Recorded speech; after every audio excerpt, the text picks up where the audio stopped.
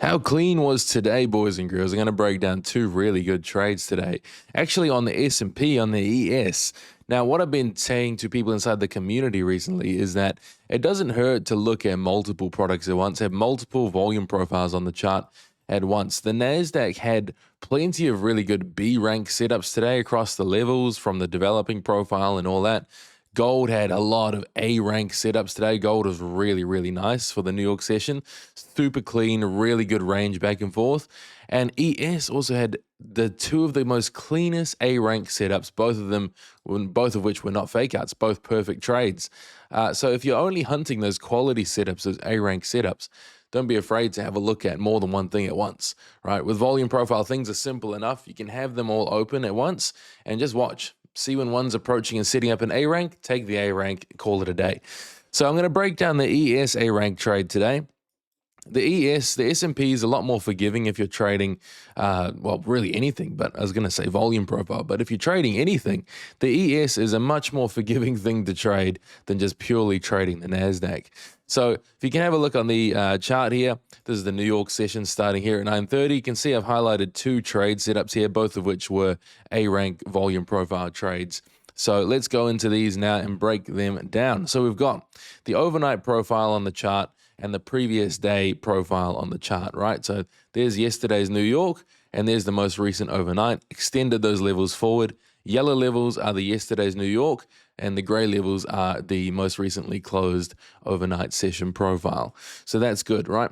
We'll turn off the New York one so we can see what we're doing.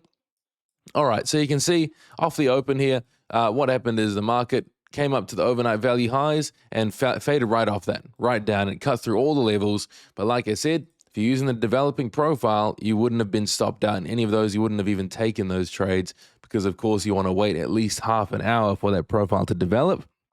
All right, so all the way through to 10 o'clock, skips all those losses. And by the time you're looking for trades, the market is already broken underneath the stacked value levels here. All right, so it's broken down, 10 o'clock, half an hour of volume's been put in. On the pullback, you can see the market's already broken below all this value area and below the overnight point of control. So on the pullback, there's a nice B rank trade, okay? Two confluences, nothing really on the profile to confirm it other than a bit of acceptance below these lows. So that little pullback, nice B rank, but that's not what we're looking at here. All right, we're looking at this drop down. Now, the first tap here wouldn't have been an A rank trade yet. Still a B rank. You got two confluence stack levels here, and obviously just tapped the first overnight value low and traded up to the developing value low. So that was a nice little B rank again.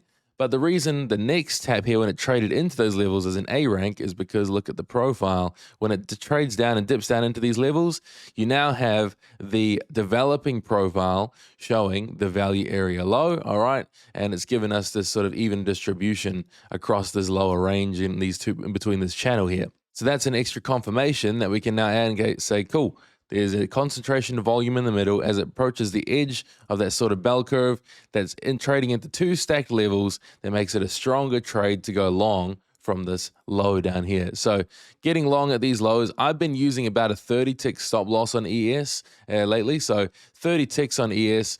And here you'd want to be targeting, the logical target is the opposing point of control, developing point of control like this, right? Because typically you want to get out of your trade at point of control. You don't want to try hold through point of control most of the time. So that was a nice quick trade straight up for 47 ticks on ES from the stacked level here with the developing value low. Now, if you are ballsy and wanting to hold a runner to the top of the channel, of course, that also did end up playing out across here for a total of 84 ticks.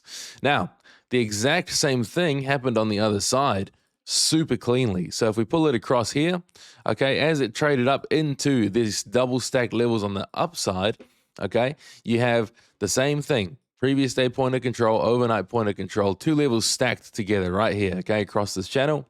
And it's also at the developing volume profile value high, the edge of this sort of even distribution of volume here, okay? And that's the same type of thing, getting short as it trades into those levels, 30 tick stop loss. Now, a little tip that I give to people inside the community is when you have levels that are stacked really close together like this, it's a good idea to enter your trade either right in the middle of that sort of zone it creates, the stacked levels creates right in the middle of that sort of zone, or to be completely safe, trade the furthest level from price. So if price is coming up, you want to get your entry on the furthest level, and when price came down here, entry on the furthest level. Okay, just so it gives it room. When the market approaches stacked value levels, it's likely going to trade them both. So it's a good idea to give it that room to breathe, get in on the furthest level, or if you're really, really rushing it, get in halfway through. Don't trade the first tap when they're stacked together like this, unless you can handle the extra drawdown. So same thing here.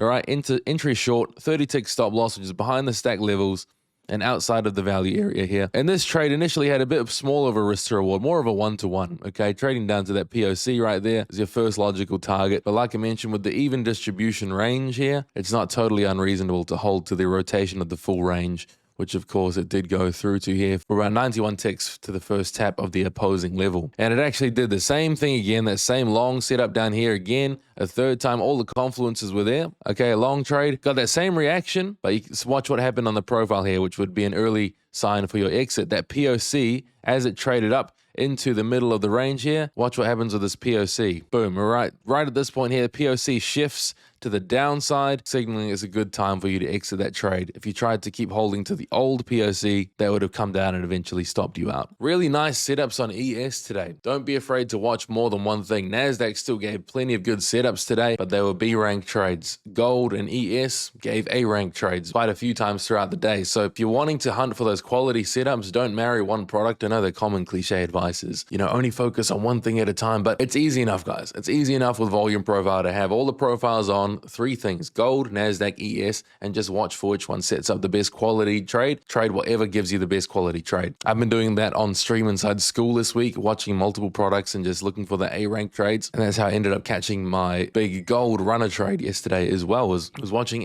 ES, NASDAQ, gold, and then gold showed a super stacked level that it had broken through, retested on the other side, and got a massive runner from that. I see a lot of you guys are finding these helpful. If you want to go a little bit deeper and want to catch the daily live trading sessions, I'll be going live in about half an hour from the time of posting this video for the Asian session trading gold, ES, NQ. Now, live trading schedule now, we got Asia on Monday, Asia on Sunday, Monday. This is my local time, but Asia Sunday, Monday, London tomorrow, New York the day after, and ending the week with the weekly group coaching session. So if you want to come join that, the link for the school is pinned in the comments below. And as well as the live trading sessions, you also get the complete educational material, the complete course, access to our trading playbook, detailed trade breakdowns, access to all the previous group coaching sessions, hours of extra content there, access to all the past live sessions, and access to our community questions where we get common questions answered there in deep video format. Like yesterday's one was building context with stacked levels, which has been a pretty heavily requested topic. Link that below, guys. Got 274 people in here at the moment, and it's going really, really well. So I'll see you guys